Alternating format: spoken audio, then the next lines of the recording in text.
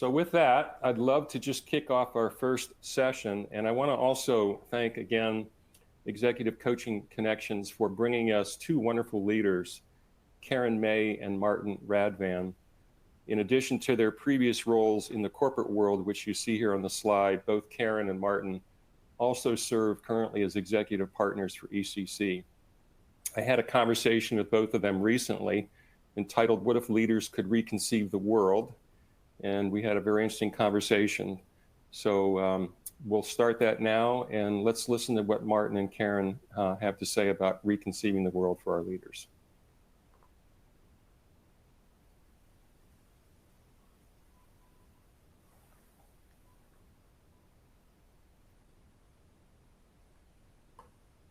Well, hello and welcome to our next session to open up day two, which I'm very eager to get into. Sometimes we use words, I think, to exaggerate for effect, but in this case, it doesn't seem like the title for our session, "What if Leaders Could Reconceive the World," is an exaggeration, but maybe more of an aspiration for all of us. And to help us with exploring that from both leaders and coaches' perspectives, I'm really very honored to have two guests with us today. Let me do a quick introduction.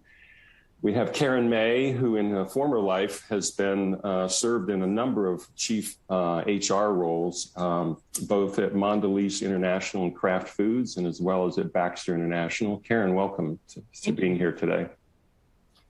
And Martin Radvan, who has a number of CEO and EVP and president titles with the Mars Wrigley Confectionery and Mars Incorporated. We're so pleased to have you here, Martin, as well. Thanks for being here. Thank you. Currently, in their post-corporate executive life, they're serving as C-suite executive partners, advising companies and clients on how to have leaders prepared for the future, giving advice to them. And I think what I'd like to do is start with that role, if you don't mind, and just talk a little bit about what does an executive business partner do, and then maybe more so, if I'd ask you, like, what's the number one challenge right now that leaders are having? And what's one thing they could do better now? So Karen, how do I start with you? Executive business partner, things you're hearing leaders are really struggling with right now. Yeah, I think what leaders are struggling with now is the pace of change in expectations. Employees, shareholders, consumers are all expecting much more than just a job and financial performance. And you combine that with COVID, social justice, climate, war in Ukraine, inflation. I think leaders are often being pushed out of their comfort box of just running their company. I think right now, leaders require much greater clarity on what their role is going to be and their company's role in these societal issues. And if you're going to maintain credibility, I think you need clarity. What I see is companies trying to be a little bit of everything to everybody. They're reacting as opposed to using their purpose and values to set a consistent set of decisions. And I worry that leaders are going to lose credibility if they don't really figure out, their purpose, their values, communicate it, and be consistent. Yeah. So clarity and commitment and conviction and not being everything to everybody all the time. Pretty tough world to be in right now. Martin, in your conversations, what are you finding that maybe leaders need to get better at right now? Well, first of all, I can only echo what Karen said. The number one word is change. Everything is changing, apart from just having to deal with the pandemic. The number of directives, the number of stakeholders, exactly as Karen talked about, the pressures are myriad, and learning to balance that and learning to be yourself through it, be yourself both as a leader and be yourself as a company. So not try to pretend the things you're not, to be honest with where you are and to make step forwards. And, my job as an executive business partner or as a mentor, most of it is holding someone's hand and saying, yeah, okay, you've got it sorted out in your head. Now you've got to step off the cliff, and jumping off the cliff is a very difficult thing to do. It's harder than standing there looking. You've got to make that step, and just trying to help someone make that big step. Jumping off cliffs and holding hands. I like the visual analogy. That's it. Yeah. I'm reminded of the Marshall Goldsmith book about what got you here, maybe won't get you where you need to be. And you obviously were very successful in your previous lives and today. If you had to just guess right now what got you where you are that may not get leaders where they need to be tomorrow, any thoughts on that? Well, I'll start and share a story. The first 20 years of my career was in finance. Traditional roles, working for a CFO who became a CEO and asked me if I would come to HR for a one-year assignment. Because in finance, we were working on development and feedback and culture. So I made the leap over to HR for a year and found myself in a leadership moment that I really wasn't prepared for. In my finance 20 years, I led through my subject matter expertise. I could do the job of the people that reported to me because I had come up through the ranks. I moved over to an entirely different set of challenges on a new team, new subject matter, and I made a huge mistake to start. I started to learn their jobs. I wanted to know what they knew. Obviously 3 to 6 months in, I'm not doing well. They're mad. I'm not learning fast enough. And it really required me to look at, what is my role here as a leader? How do I add value to this team, to this business problem, et cetera? And it really set the tone for how I led for the next 20 years. I always stepped back and said, what does this team need? What does the situation need? And how do I help? As opposed to trying to be the smartest person in the room and have all the answers. It was a painful, but pivotal leadership moment for me. Well, that's interesting because as coaches, we often help our clients and our leaders make shifts. Sounds like you made a shift. What made you realize you need to make a shift? Well, it just wasn't working. I couldn't get up the learning curve fast enough. The work wasn't progressing the way I wanted it to. I could tell my direct reports thought, what is she doing? That's my job. And, at that point, I did have a good mentor and a good coach, and I kind of explained what my problem was. And they said, Karen, you're not being a leader. You're doing their job. So I think having, I was lucky enough to have somebody to turn to say, to help me think through why this wasn't working. And I think it's very relevant for leaders today. I mean, you really have to, it's situational leadership and rising to the moment to provide to your teams, to your companies, to your shareholders, what they need in the moment.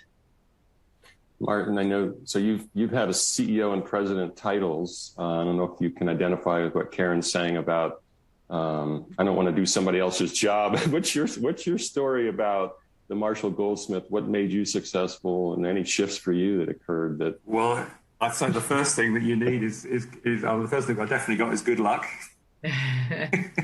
You always need a good slice of that. So no, I think the other thing is, I had the opportunities and took the opportunities. So very similar to Karen, I started in sales, I was in finance, I was in IT, I was running a business. I had the opportunity to live and work in a lot of different countries. I got to the Middle East when it was tiny, and nobody really cared what we did. Yeah, but it was a fantastic opportunity, and it was a great chance to build a business and learn from your mistakes. But it didn't, start with it didn't really matter, and then you learn what's good, and you start to build great businesses. I think that the running theme, the thing that came to me throughout the career was this thing, change again. I started getting involved. Actually right through the Middle East, through into I was CIO for a while, in transformation and major change. And then we got involved in acquisition, we bought Wrigley, and I ended up managing those major changes throughout, and then merging Wrigley with the Mars Chocolate organization.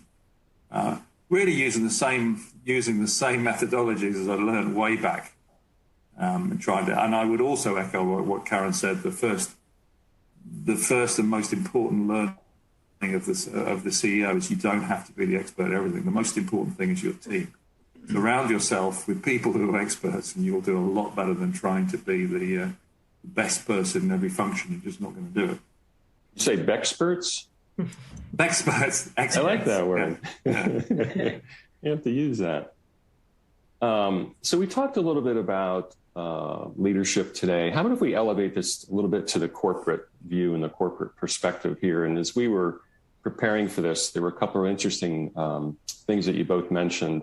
Martin, let me continue with you just for a second.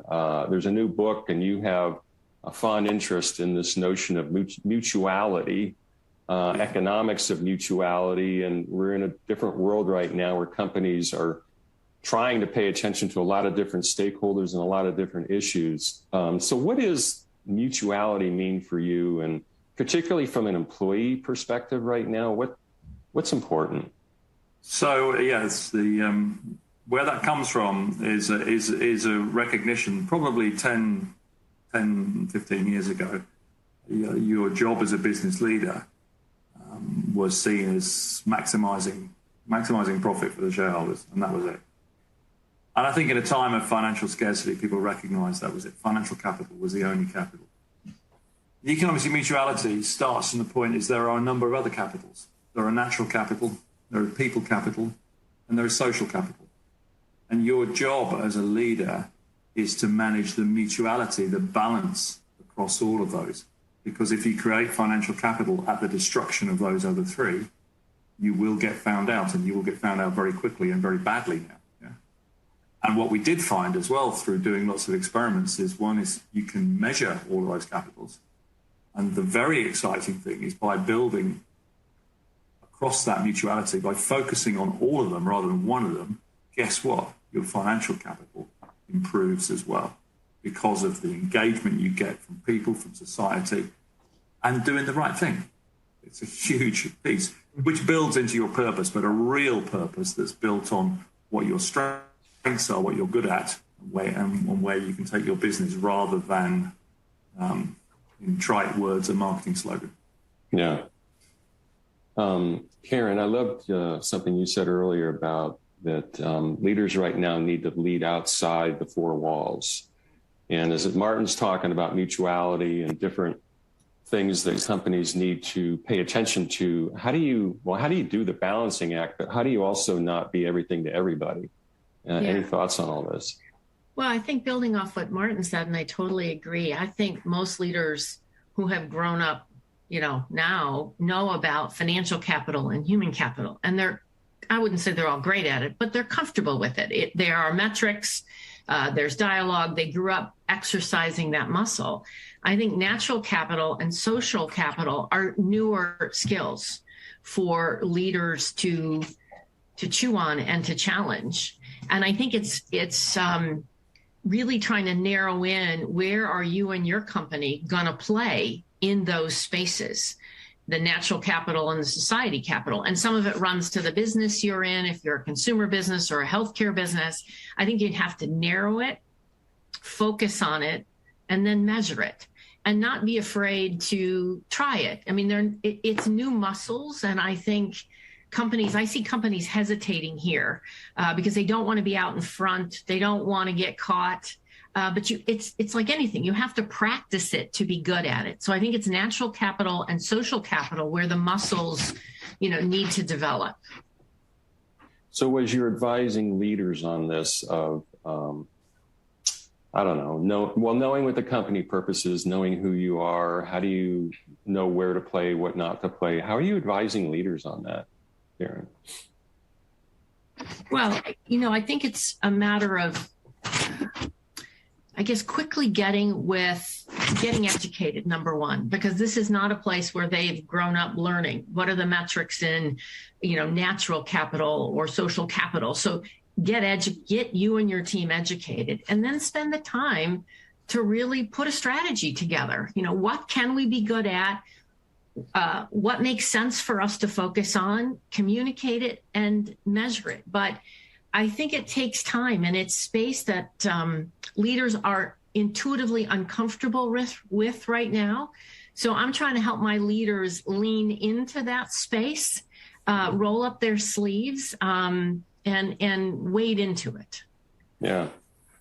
I was talking to an executive recently about they actually did like a 5-year look out in the future and then took a back to the future look and said, here's where we want to be in 5 years. What do we need to do today to make us help realize that we're going to get there? And it led to a whole interesting strategy that was fascinating. But Martin, back to the mutuality piece and thinking about employees right now who've had a very different experience over the last 2.5 years. I think above all, the two things are kind of rising to the top. One is the flexibility in their work, where they work, how they work, when they work, and well-being is probably in that, and then just purpose and meaning in life. So as you think about mutuality and still trying to balance around the different four parts of this, how do we make sure that we don't lose touch with the human capital part of this? Yeah, I think that's, I would say the most important part, and the advice I give to anybody starting any of this is the same as I learned when I was working in IT. Understand your as is.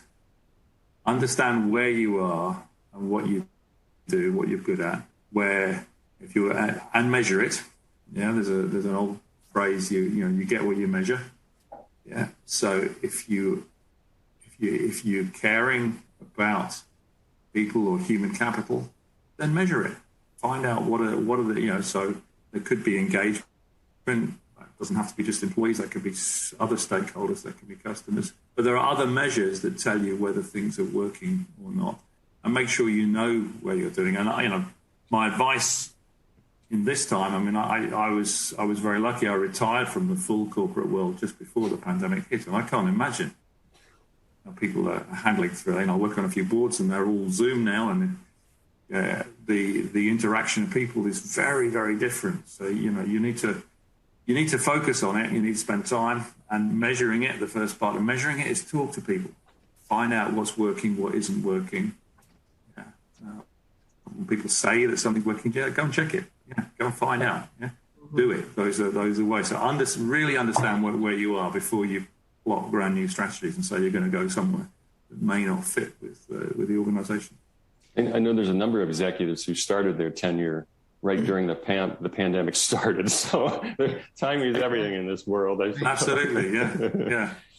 And let me, hey, can I transition back to your personal leadership journeys just for a second? And Martin, let me stick with you. I actually read something that you said a while ago. It says you learn more by falling off your bike. Yes.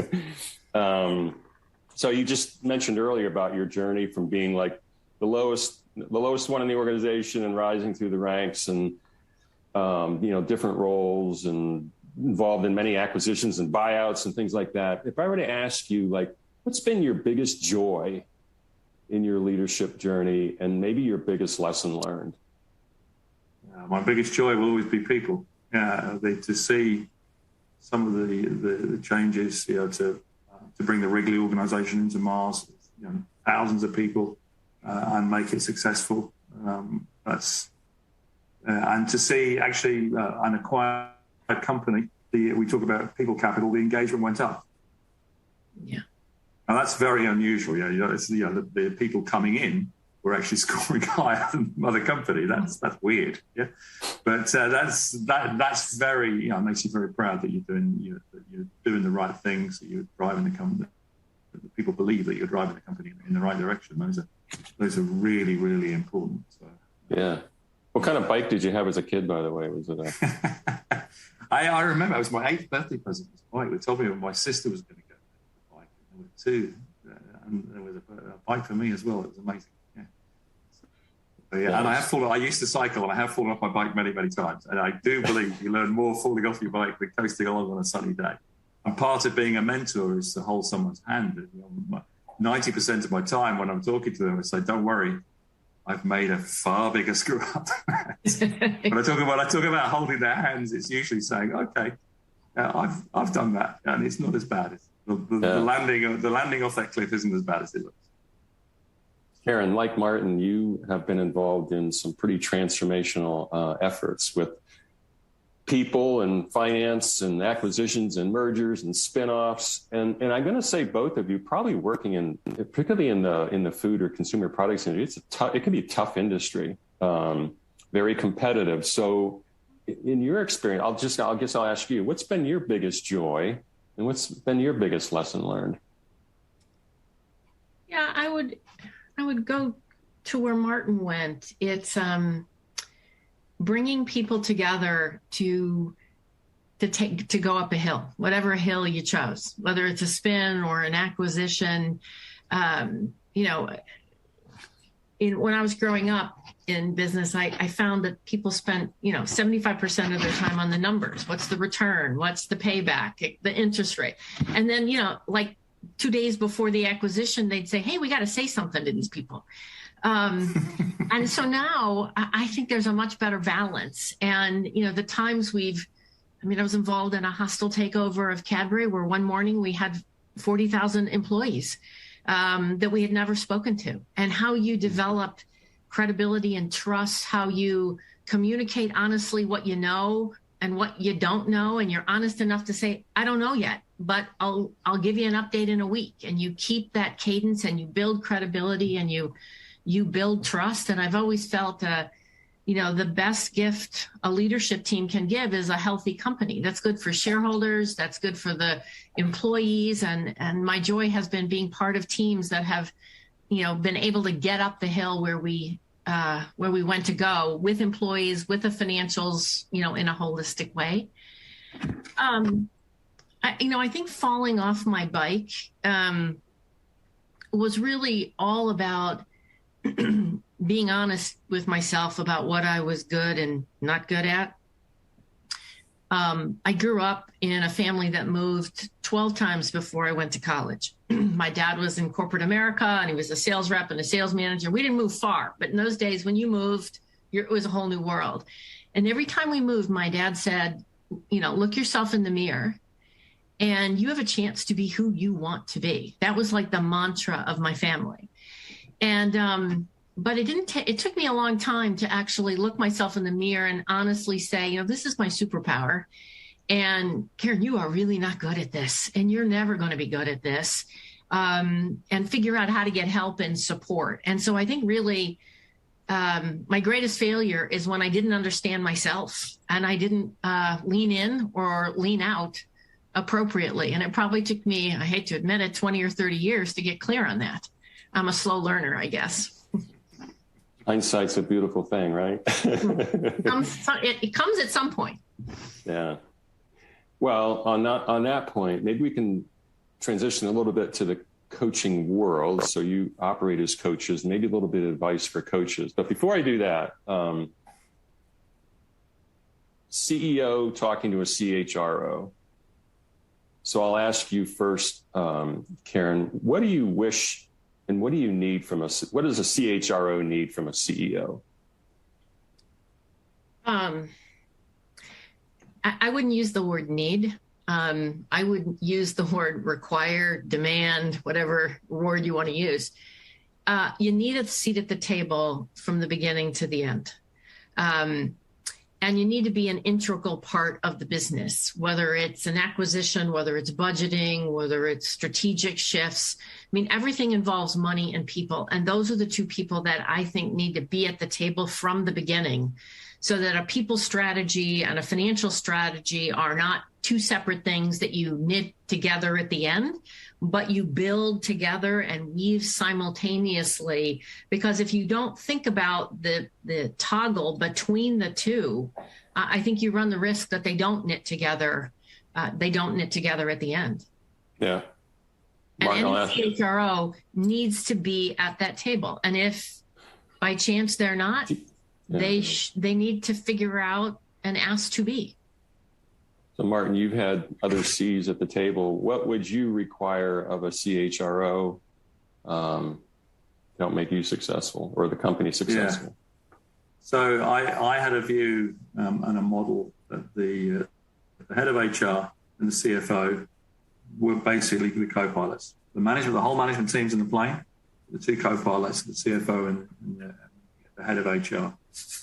And I wanted them to understand that, first of all, that and sometimes they didn't just report to me, they may report to corporate or other people as well. They had to take a position. And the one thing I wanted them more than anything is to tell me what they think. Maybe not publicly on stage, but I did not want to get told what they think I want to hear. That's the biggest mistake for those two people. And most importantly, tell me, okay, you've listened to that, you've heard of that from your perspective, from your professional advice. What do you think? And if that is, well, Martin, that's a load of great, tell me. Do not tell me in 2 weeks' time. That will really mess me up. Yeah, tell me now to my face, and we'll learn from it. Yeah, I may not agree with you, but we'll drive forward. And that view, that difference between the co-pilot and anything else, that's the fundamental thing. Just give it to me. What do you see it from your professional standpoint? What are we doing? So let's go back. I could describe it as a co-pilot. That crystallizes it perfectly. Great. So let's be co-pilot coaches here for a second. And the title of our session, Reconceiving the World. So let's say, I guess I'd ask you for your advice for coaches for today. What actions should we take as coaches and leaders to help reconceive a better world? What's the advice? Well, I could come back to that, those different forms of capital, and start by saying, think about them, measure what your business does, both the improvement and the detriment. And usually when you measure them, you can do financially, you can do a share of value. I remember doing that in a coffee company, share of value between a cup of coffee and the grower. It's painfully obvious as soon as you do that where the gap in financial capital is. Measure your people capital, measure your natural capital, and measure the ones that matter. And sometimes you find that your strengths you can use in an area where there's a weakness. Social capital is harder, it's sort of trust, but then you get to understand again, in the coffee business, areas where there was low social capital, it was almost impossible to train the farmers to change their ways. Because for example, there was no land registry. So if you don't own the land, why are you going to spend money on fertilizer for 3 years' time? You don't know. There's nothing to say you own the land. You might not be there in a year's time. So once you understand that, then you say, okay, we've got to find area of building that trust, first of all, before we can go in and say, okay, our job is to teach them how to make crops more productive. It doesn't work. Mm-hmm. Karen, better world. What should we, as coaches, what advice do you have for coaches? Yeah. I'm spending a lot of time with the people I have the pleasure to work with on leaning in and leading those tough conversations that are uncomfortable, that are in uncharted water. And I think silence is one of the great enemies of greatness. And I think, leaning in to the conversation on these 4 elements of capital, what should we be doing in society? How do we navigate the return to work? I mean, there's a lot of elephants in the room right now.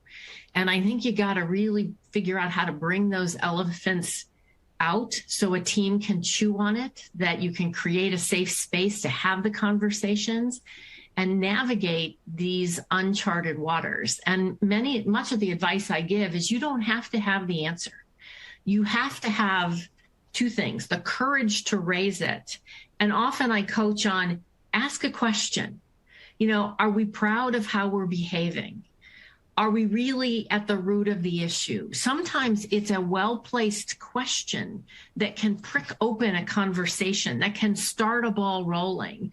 But it takes courage to do those things when you're on uncharted water and in spaces you're personally not comfortable with. So in reality, the fact that coaches hopefully are very good at asking good questions should be a natural opportunity for us as a profession to ask the great questions that I think you said pricks open the conversations that maybe people are not having. Yeah. Let me, we're getting close to the end here. Try something with you. See how this goes. A little bit of a creative thing here. Reconceiving the future. If you were to write a headline for your next book or your next article or next blog or talk, what would be a real good article, news headline that you might use for reconceiving the future? Any thoughts on that? I mean, a simple one would be doing well by doing good. And then it would be the story of a company that, did well across those 4 platforms. And then they did good in those platforms, and then they performed well. I think it's not any more complicated than that as a concept. Like it. Yeah, I like that very much. I'd preface my comment by saying it's very important to the electricity of getting a great purpose in your business is fantastic. It really generates far more than you can see. So, I'm looking for purpose, and I like the quote, "The purpose of business is to produce profitable solutions to the problems of people and planet. And it is not to profit from creating problems for the people and the planet." Very simple statement, but very hard to follow, but means everything. I like that. I know we're recording this. I'm gonna go back and write these down, because I often think, and I guess a lot of people in our audience think about not only the purposes of their company, but their own team purpose, their own personal purpose. Yeah, sure. And it probably benefits everybody to go back and say, why do you do what you do, and what's your purpose in life? So I love both of those. Thank you for that. So I'd be remiss to not ask you this question as we reach the end here, because you're both, you probably were competitors at one point, right? We definitely were. We definitely were. 100% were, yeah. Yes, we were. I don't know if I refer to the food industry or the snack food industry, but I have to ask both of you, because you led iconic companies in this. Like, what are your top 3 snack foods? I just have to ask you. I have mine. Or your top foods from the companies that you led. How's that? Any thoughts on that? Well, one is a food. I mean, obviously, I spent something like 8 years with Wrigley, so I have a passion for chewing gum, and one for the good old fashioned fresh breath. But also, there's also a lot of good it does for your dental health as well. But it's great for concentration. You see all these coaches at the side of the football ground. Why are they all chewing gum? It's a great stress relief as well. Love it. Karen, you got to have a favorite. Oh, I have to admit, it's an Oreo.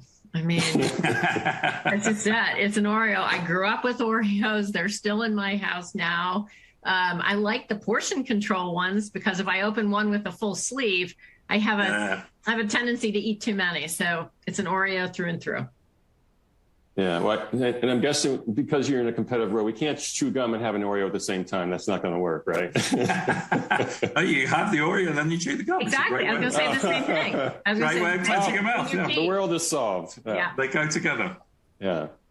Well, listen, Martin and Karen, this has been a wonderful honor and treat for me personally, and I know our audience is going to enjoy this conversation as well. So thank you so much for your time, your energy, your thoughts, your quotes, your advice. And I wish you all the best in your continuing careers, and hopefully we can connect again. Thank you very much for today. Likewise. Thank you very much. Thank you.